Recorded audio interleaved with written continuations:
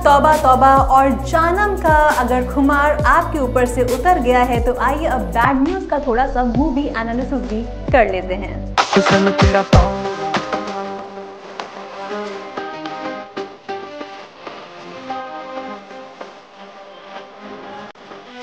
बॉलीवुड में कोई मूवी अच्छी बने या फिर ना बने इससे कोई भी मतलब नहीं होता है। बॉलीवुड के डायरेक्टर्स को उनका जो एक बेसिक मोटो होता है वो ये होता है कि फिल्म में कॉमेडी का तड़का इस तरह से लगाया जाए कि ऑडियंस सिनेमा घरों तक जरूर पहुंचे, और कुछ ऐसा ही कोशिश की है डायरेक्टर आनंद तिवारी ने फिल्म बैड न्यूज में करने की। फिल्म बैड न्यूज के लिए मैं तो यही कहूंगी कि आप अपने दिमाग को घरों में छोड़कर आइए, क्योंकि अगर आपने इस मूवी में जरा सा भी अपना दिमाग लगाने की कोशिश की तो आपको बहुत बड़ा डिसअपॉइंटमेंट मिलने वाला है।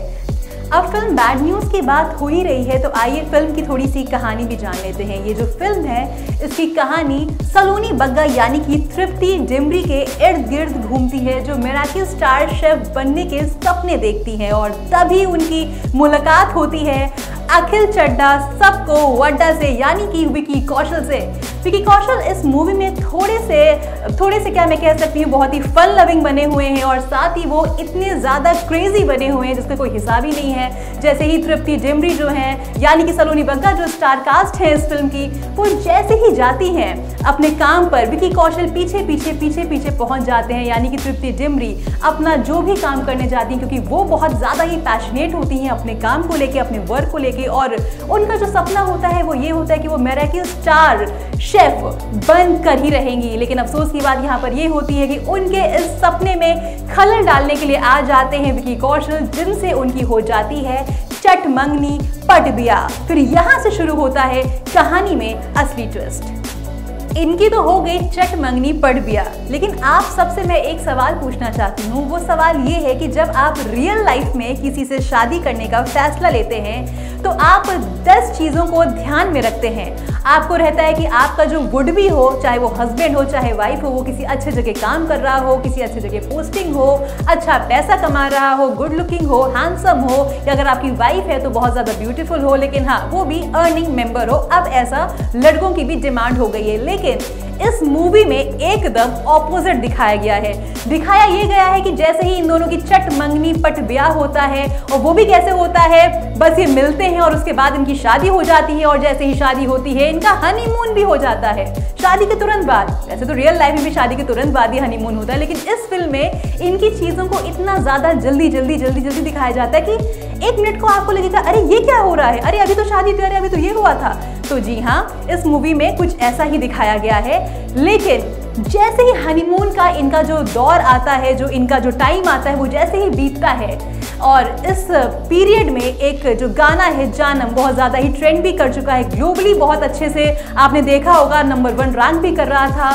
इस हनीमून टाइम पे ये जानम गाना आता है और इसको हम लोग एंजॉय कर रहे होते हैं, और हम लोग को बहुत ही अच्छी सी लव स्टोरी लग रही होती है कि वाओ विकी कौशल है, तृप्ति डिमरी है, क्या सेंसेशनल गाना चल रहा है। लेकिन इसके बाद जैसे ही थोड़ा सा हम आगे बढ़ते हैं कहानी वर्स होती जाती है। तो वो कैसे, आइए आपको ये भी बताते हैं। अब यहाँ एक सवाल मैं आप सबसे और पूछना चाहती हूँ। अगर आपका लाइफ पार्टनर, जी हाँ जिसको आपने खुद चुना हो, जब वो आपके लाइफ में हर्डल्स पैदा करने लगे, हर्डल्स का मतलब ये है कि जब आपका लाइफ पार्टनर आपके एम्बिशंस में खलल डालने लगे, आप अपने जॉब पे काम करने जा रहे हो और वहां पर बार बार आके बिना बताए आपको सरप्राइज देना, चलिए ठीक है आपका हस्बैंड है, आपकी वाइफ है, एक बार सरप्राइज देना ठीक है, 2 बार सरप्राइज देना ठीक है, रोज जब मल्टीपल बार ये चीजें हुई, और वो भी तब जब तृप्ति डिमरी यानी कि सलोनी बग्गा इस मूवी में इतनी एम्बिशियस होती हैं। एक एम्बिशियस लड़की हो या एक एम्बिशियस लड़का हो, उसके लिए उसके सपने सब कुछ होते हैं। तो यहाँ पर बहुत अच्छी चीज दिखाई गई है कि तृप्ति डिमरी के लिए उसके सपने बहुत बड़े थे। मिराकिल स्टार शेफ बनने की तमन्ना थी तृप्ति डिमरी यानी कि फिल्म की सलोनी बग्गा को। लेकिन जैसे ही उनकी शादी विकी कौशल से होती है, विकी कौशल उनके लाइफ में इस तरह से प्रॉब्लम्स क्रिएट करना शुरू करते हैं। जब देखो मुंह उठाकर चले आते हैं ऑफिस में, वो भी बिना बताए, 1 बार 2 बार 3 बार 4 बार तृप्ति अवॉइड करती हैं। लेकिन एक दिन ऐसा आता है कि बात आ जाती है डिवोर्स की। जी हाँ, तृप्ति को लगता है कि विकी कौशल और वो जो है बहुत ही अलग इंसान है, यानी कि अखिल और सलोनी बहुत ही दो अलग इंसान है और शादी इन लोग ने बहुत ही हड़बड़ी में कर ली, बहुत ही जल्दबाजी में कर ली। दोनों के पेरेंट्स बहुत ज़्यादा ही कन्विंस करने की कोशिश करते हैं दोनों ही बच्चों को, लेकिन विकी और तृप्ति एकदम भी नहीं मानते हैं। विकी तो इसलिए नहीं मानते कि विकी को लगता है कि अगर उनकी वाइफ जो है, अगर वो नहीं चाहती है उनके साथ रहना, तो वो उनको फोर्स नहीं करेंगे। इस वजह से वो भी डिवोर्स देने की बात को मान लेते हैं और कहते हैं कि 15 दिन के अंदर पेपर्स आ जाएंगे और आप उसे साइन कर सकते हो। विकी और तृप्ति का डिवोर्स तो मूवी में हो जाता है, लेकिन यहाँ पर एक और चीज़ है जिसके वजह से तृप्ति बहुत ज़्यादा ही डिसअपॉइंट होती हैं, जिसके वजह से वो यहाँ पर डिवोर्स लेना चाहती हैं। वजह यह है कि तृप्ति को नौकरी से भी निकाल दिया जाता है, यानी कि वो फायर हो जाती हैं। इतना ही नहीं, मिराकी स्टार शेफ बनने का जो तृप्ति का इस मूवी में सपना था वो भी अधूरा रह जाता है, जिस वजह से उनको लगता है कि उनके एम्बिशंस जो हैं उनमें खलल पड़ रहा है और वो साफ तौर पर कहती है कि नहीं भाई, अब तो मुझे विकी के साथ नहीं रहना है, यानी कि अखिल चड्ढा के साथ उनको अब नहीं रहना है। और वो फिर डिवोर्स का फुल एंड फाइनल प्लान बताती है और कहती है कि अब हम दोनों को अलग हो जाना ही बेहतर है, जिसपे विकी कौशल कुछ भी नहीं कहते हैं और वो कहते हैं कि अगर तुम्हें ऐसा लगता है तो ठीक है, हम अलग हो जाते हैं, हम सेपरेट हो जाते हैं। अब यहाँ से कहानी में एक और ट्विस्ट आता है। ट्विस्ट क्या होता है कि जैसा कि आप सबको पता है कि विकी और तृप्ति का डिवोर्स हो जाता है और तृप्ति को नौकरी से भी बाहर निकाल दिया जाता है, लेकिन तृप्ति यहीं पर नहीं रुकती हैं। जी हाँ, तृप्ति मसूरी का रुख करती हैं और वो जाती हैं सवॉय होटल में, जहाँ पर उनके सपनों को एक बार फिर से उड़ान मिलती है। फिर तृप्ति की मुलाकात होती है गुरबीर से। गुरबीर को यहाँ पर तृप्ति से थोड़ा थोड़ा प्यार होने लगता है, वो थोड़े थोड़े तृप्ति से अट्रैक्ट होने लगते हैं, लेकिन तृप्ति को ऐसा कुछ भी नहीं होता है। उन्हें ऐसा लगता है कि उनके एम्बिशंस को एक सपोर्ट मिल रहा है, जो सपोर्ट विकी कौशल से यानी कि अखिल चड्ढा से उनको नहीं मिल पा रहा था। और इसलिए तृप्ति को लगता है कि एमी विर्क यानी कि गुरबीर उनके लिए बेस्ट लड़के हैं। और इस बीच एक और बात तृप्ति को पता चलती है, यानी कि सलोनी बग्गा को पता चलती है। वो बात ये है कि उन्हें पता चल जाता है कि शादी टूटने के बाद, यानी कि डिवोर्स के बाद, उनके हस्बैंड मूव ऑन कर चुके हैं। अब भाई, अगर शादी हो चुकी है और शादी टूट चुकी है, तो शादी टूटने के बाद अगर आपका डिवोर्स हो गया है, तो उसके बाद अगर आपका हस्बैंड मूव ऑन कर रहा है तो इसमें क्या दिक्कत है। पहले आप खुद कहती हैं कि आप बहुत एम्बिशियस हैं और आपको अपने हस्बैंड के साथ नहीं रहना है क्योंकि आप दोनों बहुत अलग अलग इंसान हैं। और जब आपको पता चलता है कि आपका जो हस्बैंड है वो मूव ऑन कर चुका है और आपको अपने हस्बैंड की यानी कि एक्स हस्बैंड का वीडियो किसी एक XYZ लड़की के साथ दिखता है, तो आप एकदम अपना आपा खो बैठती हैं और आप इसमें गलत कर बैठती हैं। अब तृप्ति यानी कि सलोनी बग्गा मूवी में क्या गलत कर बैठती है वो हम आपको बता देते हैं। सलोनी बग्गा यानी कि तृप्ति इस मूवी में वन नाइट स्टैंड कर बैठती हैं गुरबीर के साथ, जो कि बहुत ज्यादा ही गलत होता है। बट उन्हें लगता है मूव ऑन करने का यही सही तरीका होता है। डिवोर्स जरूर सलोनी बग्गा ने अखिल चड्ढा को दे दिया था, लेकिन प्यार जो था वो कम नहीं हो रहा था। तो उस प्यार को कैसे कम किया जाए, यही वजह थी कि सलोनी ने गुरबीर के साथ वन नाइट स्टैंड कर डाला।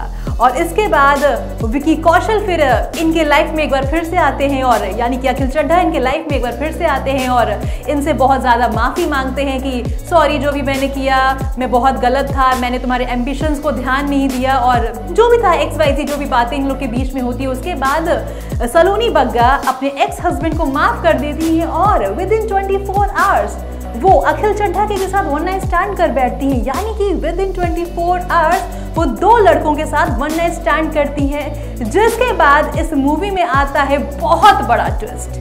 ट्विस्ट क्या आता है? बड़ा मजेदार ट्विस्ट है। ट्विस्ट ये है कि तृप्ति डिमरी जो है वो प्रेग्नेंट हो जाती है। हालांकि उनकी जो कोरोना मौसी बनी है इस मूवी में यानी कि नेहा धूपिया, वो बोलती हैं कि अरे अगर तुम प्रेग्नेंट हो गई हो तो इसमें कौन सी बड़ी बात है, अबॉर्शन करा लो, इसमें तो कोई ऐसी बात नहीं है। बट तृप्ति ना जाने अबॉर्शन नहीं कराना चाहती थी और वो चाहती थी कि वो ये पता लगाएं कि आखिर इसका बाप कौन है, यानी कि बच्चे का बाप कौन है, गुरबीर है या फिर अखिल चड्ढा है।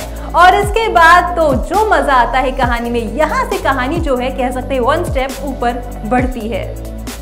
जब तृप्ति डिमरी अपने बच्चे के दोनों बापों के साथ पहुंचती हैं हॉस्पिटल, यानी कि गुरबीर और अखिल चड्ढा भी पहुंचते हैं हॉस्पिटल, उधर तृप्ति भी पहुंचती है। पहुंचते तीनों अलग अलग ही हैं, लेकिन जब भी ये लोग पहुंचते हैं हॉस्पिटल तो उसके बाद होता है पैटर्निटी टेस्ट, जिसके बाद पता चलता है कि जो तृप्ति के कोख में जो बच्चा पल रहा है वो एक नहीं है, दो बच्चे पल रहे हैं, यानी कि ट्विंस पल रहे हैं। एक गुरबीर का है और एक विकी कौशल का बच्चा है। और इस पूरे फंक्शन को, यानी कि इस पूरे केस को, जब एक माँ के कोख में दो बच्चे पल रहे होते हैं, दो बापों के, तो उसको कहते हैं हेटेरोपैटर्नल सुपरफेकंडिशन।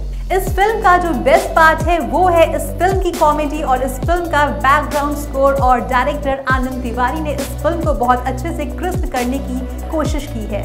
अखिल चड्ढा की एंट्री से लेकर सलोनी संग उसके रोमांस, टकरार और गुरबीर संग अखिल की नोकझोंक तक हर चीज को देखने में आपको मजा आता है। हर छोटे बड़े सीन में गहराई और मस्ती का रंग इसका बैकग्राउंड म्यूजिक घोलता है, जो सोने पर सुहागा वाला काम करता है। आनंद तिवारी अपनी फिल्म में आपको बोर नहीं होने देते, लेकिन कभी कभी महसूस होता है कि ये फिल्म में सब कुछ इतना जल्दी जल्दी क्यों हो रहा है। वहीं क्योंकि ये करण जौहर की प्रोडक्शन में बनी है तो जाहिर सी बात है कि सब कुछ काफी हैप्पी रहता है। बड़े मसले भी आसानी से हल हो जाते हैं, जो देखते हुए आप समझ पाते हैं कि फिल्मों में ही मुमकिन है।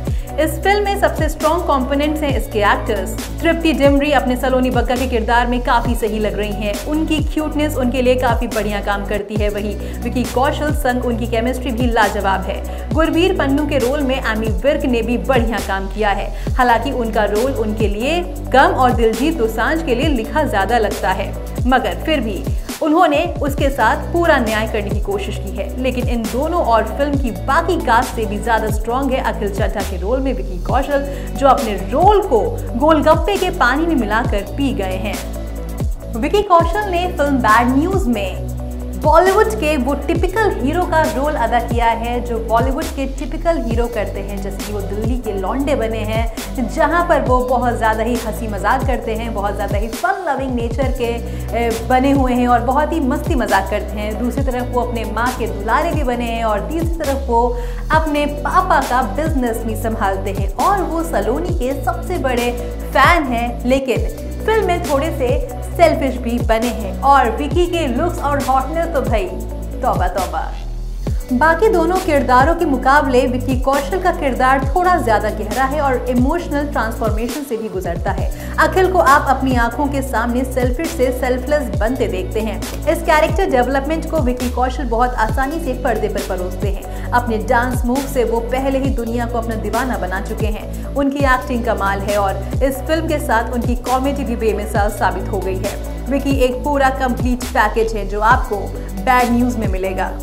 मूवी में नेहा धूपिया, शिवा चड्ढा, फैजल राशिद जैसे सितारों ने भी काम किया है। सभी का काम अपनी जगह बढ़िया है।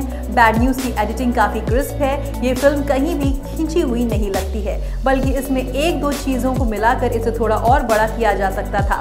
फिल्म हेटेरोपैटर्नल सुपरफेकंडिशन की बात करती है, जो अपने आप में अलग टॉपिक है। फिल्म का म्यूजिक बेहतरीन है। फिल्म का गाना तौबा तौबा सभी की जुबान पर चढ़ा हुआ है। इसके अलावा रौला रौला, रब वर्गा और हौले हौले भी अच्छे हैं। मेरे महबूब मेरे सनम को भी मजेदार ट्विस्ट फिल्म में दिया गया है। इसमें बहुत सी कमियां भी हैं जिन्हें आप काफी हद तक इग्नोर कर मूवी को एंजॉय कर सकते हैं।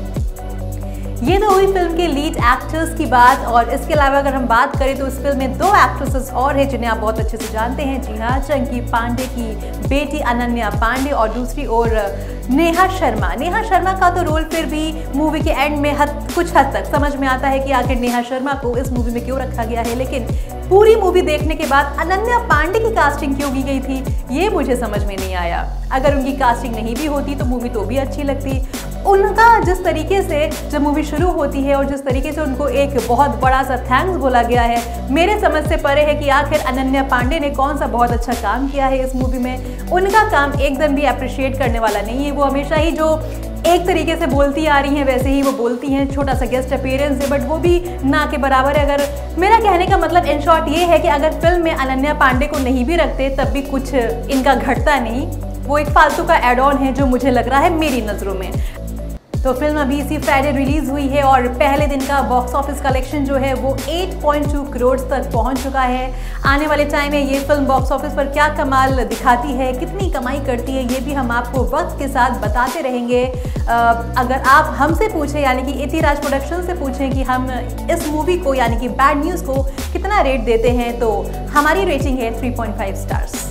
तो ये था फिल्म बैड न्यूज़ का मूवी एनालिसिस कम रिव्यू बाय इतिराज प्रोडक्शंस। आने वाले टाइम में हम आपको हर मूवी का रिव्यू इसी तरह बताते रहेंगे। ये मूवी आपको कैसी लगी आप हमें कमेंट सेक्शन में ज़रूर बताएं और चैनल को लाइक, सब्सक्राइब और फॉलो करना बिल्कुल भी मत भूलिएगा।